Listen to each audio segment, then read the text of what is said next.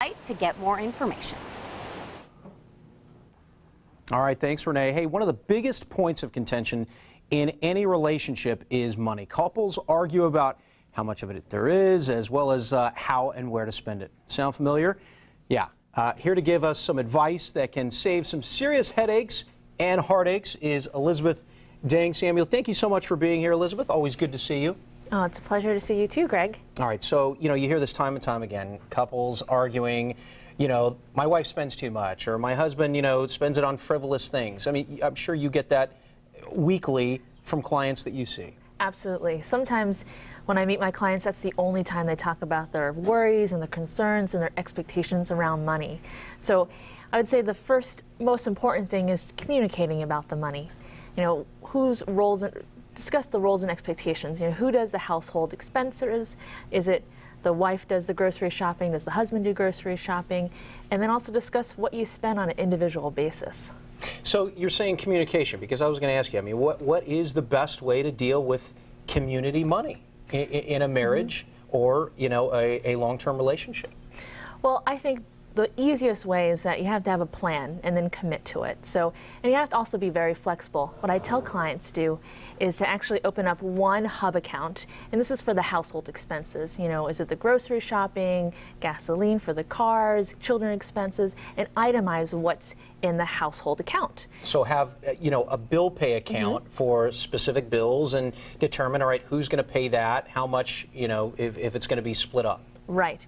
And then I'd say have two little individual accounts, one for the husband or the wife or the two partners, and really itemize what you spend your money on a week-to-week basis. Is it going out to Starbucks? Do you go out to work with coworkers for lunch? And then determine and agree upon a specific amount, maybe those direct deposits, hit those individual accounts on a weekly or bi-weekly basis. So set some ground rules.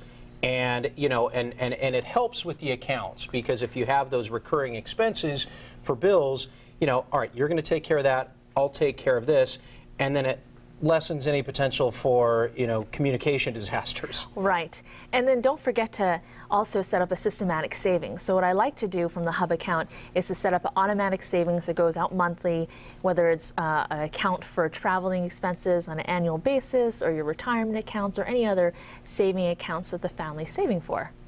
There was an interesting survey that one of our producers found. 66% of people polled said they check with their spouse before spending $150, 21% $500 and above, and then 12% anything over $1,000.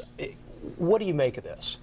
Well, I think the important part is that how much are we communicating, and at what comfort level is it? It is going to vary between families. There are families that have a threshold of 1,000 or 150. Different levels of income. Absolutely, different levels of income and different family dynamics.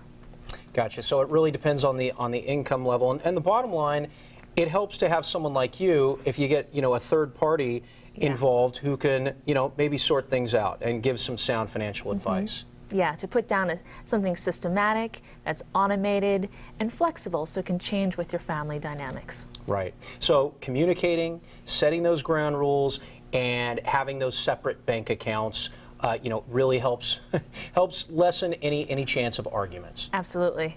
Gotcha. Anything else? Any last advice? Any other tips you would give to couples? Well, I would say the alternative to having a hub account is that you could use credit cards for your expenses too. You can designate different credit cards for different expenses, maybe one credit card's for household, gasoline, whatever it might be. But be careful putting extra money on credit, because you do have to pay it off at the end of the month. Yeah, you got to pay it off at the end of the month, or you get those big interest charges, which a lot of credit card companies are jacking up nowadays too. Exactly. All right, Elizabeth, thank you so much. Always good to see you. Okay, thank you, Greg. And of course, for more information, just go to our website, san-diego6.com. Well, amazing inventions and discoveries usually start with a love of science. We're going to introduce you to some of San Diego's young scientists and show you how to get your kids involved in their experiments. That's when STL comes right back.